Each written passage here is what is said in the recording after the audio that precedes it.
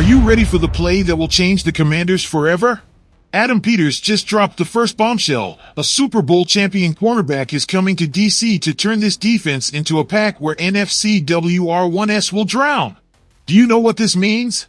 That the Eagles, Cowboys, and Giants will have to throw their playbooks in the trash. But wait, because this is just the appetizer. Washington is about to drive the knife into Philadelphia by stealing the linebacker who gave them their ring. That's right, you heard it. Imagine Philly trembling every time this monster makes a tackle in burgundy and gold. But what if I told you the real threat is already home? The star cornerback that Peters brought in amid criticism. Is he a gem or a ticking time bomb ready to explode? If he gets back to 100%, the NFC East will suffer. But if not, who takes the blame? This isn't a video game, this is the Commanders. Subscribe now and find out how every move brings Washington closer to the Super Bowl or to disaster. Click, comment, and smash that like button or you'll never know. Commanders fans, listen up. Is Adam Peters about to bring a Super Bowl champion to Washington? I've got news that will blow your mind. Yes, you heard me right. The Commanders have their eyes on one of the deadliest cornerbacks in the NFL, a man who already has a championship ring. And he's not just anyone. Charvarius Ward to Washington? Let me ask you this, is Adam Peters playing chess while everyone else is playing checkers? Because according to Bleacher Report, the general manager wants to bring in the 49ers cornerback to form a killer duo alongside Marshawn Lattimore. Listen to this. In 2023, Ward was an absolute beast, 5 interceptions, a passer rating of 64.5 against him, and a Super Bowl performance that left Mahomes smiling with that ring. But what happened in 2024? That's the question. A dip in performance that some are seeing as a red flag. But I ask you this, doesn't a guy with 89 regular season games and 16 playoff appearances deserve a multi-million-dollar contract? Adam Peters isn't afraid. This man knows Ward from their time together in San Francisco, and he's already turned Washington into the East Coast branch of the 49ers. Bobby Wagner, Austin Ekeler, and now Ward? Peters isn't looking for projects, he wants leaders with a champion's mentality. Speaking of champions, did you know Ward won a Super Bowl with the Chiefs? That's right. This guy knows what it takes to win, and the Commanders need that mindset. A defense that ranked top 10 in passing yards allowed.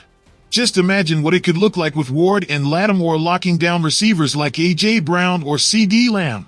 But here's my question for you. Is it worth investing millions in a 28-year-old cornerback who turns 29 soon, coming off an inconsistent season? Or is he exactly the veteran Washington needs to go from promising team to legitimate contender? Here's what I think, Commanders fans. If Peters is betting on Ward, it's not out of nostalgia. It's because a champion like him brings iron to a locker room. Remember how Wagner and Ekeler changed the team culture? Ward could be the next chapter. Now, I want to hear from you. Do you believe Ward is the missing piece? Or would it be a mistake not to go after a younger corner? Stealing the enemy's defensive star? Let's talk about Zach Bond and why Washington should make the move.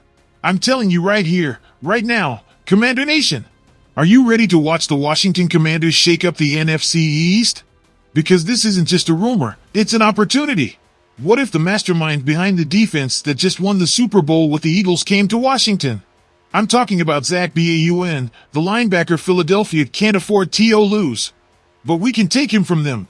Now, listen up, Bond is no ordinary player. In 2024, this guy went from being a secondary piece in New Orleans to becoming a beast under Philly's system. 151 tackles, 3.5 sacks, 5 forced fumbles, and in the Super Bowl, a game-changing interception. Do you think that was a fluke? Absolutely not. This man reinvented himself, absorbed the Eagles' system, and delivered a season for the ages. But here's the issue, Commanders fans, Philadelphia knows that if they let him go, their defense will crumble. And Washington knows it too. With Bobby Wagner possibly on his way out. Who leads this team? Who brings that toughness to the middle of the field? Bond doesn't just bring tackles, he brings attitude, intensity, and that winner's instinct that only champions have. And you know what else? This isn't just a roster move. It's a statement. Can you imagine the Commanders snatching away the man who delivered the championship to their biggest rival? It would be like taking the weapon away from the assassin, Commander Nation. Every Bond tackle in our uniform would be a dagger to the Eagles. Every forced fumble, a slap to their pride. Now I have to ask, are you ready to pay whatever it takes? Because Bond won't be cheap. Philadelphia will fight, but Washington has the money. And the need. What if they offer him a contract Philly can't match? What if they guarantee him the role of the new leader of a defense that wants to be legendary? But here's my concern. Will Bond be the same player outside of the Eagles system? Because Philly has an elite defensive line that frees him up to make plays. Will he have the same impact here? I say yes. Because Dan Quinn isn't just any coach. He knows how to maximize talent, and Bond isn't a project, he's a primetime star. And what if Wagner stays? Then we'd have the most dangerous linebacker duo in the NFL. Just imagine Wagner bringing veteran leadership, Bond bringing that champion's fire. That's a nightmare for opposing offenses. My final take, Adam Peters must sign Bond. At any cost. Not just for his talent, but for the chance to weaken their strongest rival. It's a bold move, but a necessary one.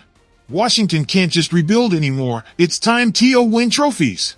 And now I ask you, Commander Nation, is it worth spending $90 million or more to bring in Bond, even if it means furious Eagles fans and betting it all on him succeeding here?